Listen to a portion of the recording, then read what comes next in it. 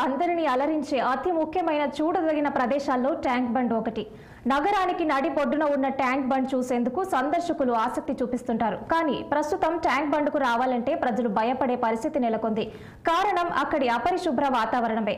Tank bund పరిసర ప్రాంతమంతా ఎటు చూసినా దుర్వాసన వ్యాపించింది. వ్యర్థ పదార్థాలు, చెత్త చెదారాలతో ట్యాంక్ బండ్ నీరు మరింతగా కలుషితమై ఉంది.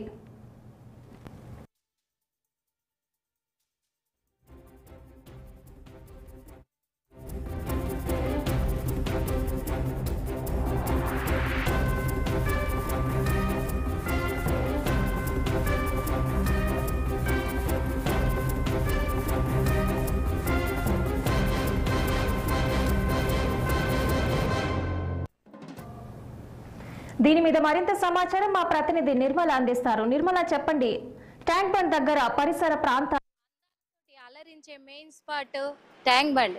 ట్యాంక్ బండ్ అంటే ఇక్కడికి చిన్నవాళ్ళు పెద్దవాళ్ళు అందరూ కూడా ఇక్కడ చిన్న పిల్లలు అయితే ఎంజాయ్ చేయడానికి వస్తారు, పెద్దవాళ్ళు అయితే సేద తీరడానికి వస్తారు.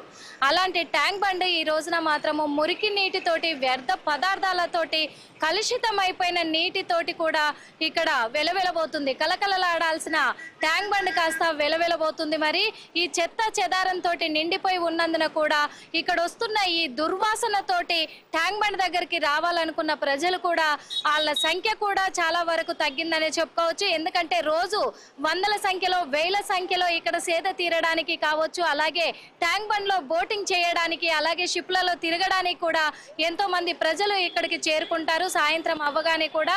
కానీ అలాంటిది ఇప్పుడు ఈ ట్యాంక్ బండ్ లో ఈ కలుషితమైన ఈ పదార్థాలతో కూడిన ఈ మురుగునీటి వాసనకి ప్రజలు ఇక్కడికి రావడానికి కూడా నిరాకరించాల్సిన పరిస్థితి కూడా ఈ రోజున ఏర్పడిందని కూడా మనం చెప్పుకోవచ్చు. అంతేకాదు, మరి ఈ ట్యాంక్ బండ్ వాతావరణంలో మొత్తం కూడా చుట్టూరా కూడా ఇక్కడ ఈ హుస్సేన్ సాగర్ చుట్టూరా కూడా మరి ఇక్కడైతే ఈ మురుగునీటిని చేరుకోవడం, చెత్త చెదారాన్ని కూడా మరి జిహెచ్ఎంసీ పరిధిలో కూడా మరి వాళ్ళు ఎందుకు చర్యలు తీసుకోవట్లేదు అనేది కూడా ఇక్కడ ప్రజలు ప్రశ్నిస్తున్నారు.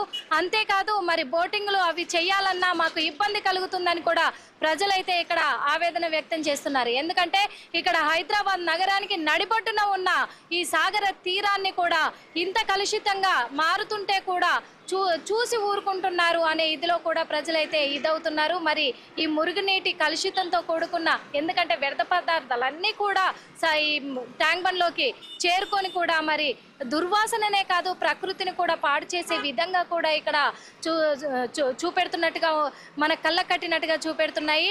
అందుకు మరి ఇక్కడ చర్యలు తీసుకొని ఇక్కడ కలుషిత ఈ నీళ్లను కూడా మొత్తం క్లీన్ చేసి, అలాగే మళ్ళీ ప్రేక్షకులు ప్రజలందరూ కూడా ఇక్కడ వీక్షించేలాగా కోరుతూ కూడా ఇక్కడ చూసుకున్నట్లయితే మరి ట్యాంక్ బండ్ పరిస్థితి ఇలా ఉంది. ఇక్కడ ప్రస్తుతము మరి జిహెచ్ఎంసీ పరిధిలో కూడా మరి చర్యలు చేపట్టి మరి ఇదంతా కూడా క్లీన్ చేసి, అలాగే మళ్ళీ కలుషితం లేని నీటిని కూడా ఇక్కడ అందించే ప్రయత్నాలు చేస్తుందని కూడా తెలుస్తుంది.